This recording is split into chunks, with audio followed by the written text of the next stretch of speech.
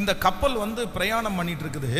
இப்போ எங்கேயோ ஒரு இடத்துல இருந்து இவங்க பிரயாணம் பண்ணி எங்கேயோ போக வேண்டியவங்களை இந்த ஈரோத் கிளித்தான் என்கிற இந்த கொடும் காற்று அடிச்சு இவங்களுக்கு கண்ணுக்கு தெரியாத ஒரு டைரக்ஷன்ல கொண்டு போயிருச்சு.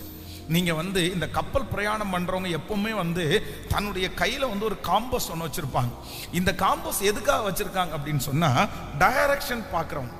பொதுவாக நம்ம சில இடங்களில் ஊருக்கு இப்பெல்லாம் கூகுள் மேப் எல்லாம் இருக்குது. ஆனால் ரொம்ப ஞானம் உள்ளவங்க வழி தெரியாது. ஒரு டைம் போயிருப்பாங்க. ஆனால் அந்த ஒரு டைம் போயிருப்பாங்க. அந்த ஒரு டைம் போயிருக்கிறவங்க திரும்ப அந்த இடத்தை எப்படி கண்டுபிடிப்பாங்க அப்படின்னு சொன்னால், அந்த டைரக்ஷன்ஸ் வச்சு தான் கண்டுபிடிப்பாங்க.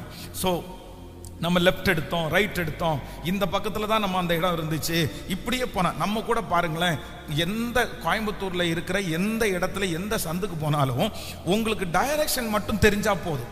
இந்த இடத்துல இது இருக்குன்னு தெரிஞ்சா எந்த சந்து வழி போயும் அந்த இடத்த என்ன செஞ்சிருக்கலாம், அடைஞ்சிருக்கலாம். அதான் அப்போ இவர்களுக்கு அந்த நேரத்தில் ரோடு இல்லை, ஆனால் கையில் இருக்கிற அந்த காம்பஸ் என்ன பண்ணும்னா நார்த்து வெஸ்ட் சவுத் அதை மாதிரி அவங்களுடைய டைரக்ஷனை அவங்களுக்கு காமிக்கும். அப்போ இவர்கள் இப்பொழுது ஏற்கனவே ஒரு இடத்துல இருந்து கிளம்பி அவங்களுடைய அது அந்த காத்து ஃபுல்லா அடிக்கும் போது அது பாத்தீங்கன்னா சுத்திட்டே கிடக்கும். எங்க போறதுன்னே அவங்களுக்கு தெரியல. காற்று போன போக்கில் போறாங்க. எந்தெந்த பக்கமாய் காற்று போனதோ அந்த பக்கமாய் அவங்க போனார்கள்.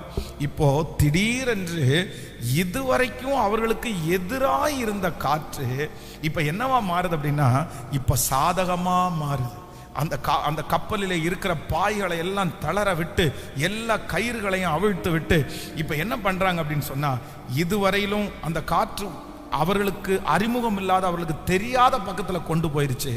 ஆனா இப்போ அந்த காற்று ஒரு தீவில கொண்டு போய் அவர்களை விடுகிற அளவிற்கு ஆண்டவர் என்ன பண்றாருன்னா, நினைத்து பார்க்காத இடத்திலிருந்து கர்த்தர் எதிராய் இருந்த அந்த காற்றையே கர்த்தர் இவர்களுக்கு சாதகமாய் ஆண்டவர் திருப்பி ஆண்டவர் ஒரு கரையை சேர பண்ணுவதற்கு கர்த்தர் வல்லவராய் இருக்கிறார்.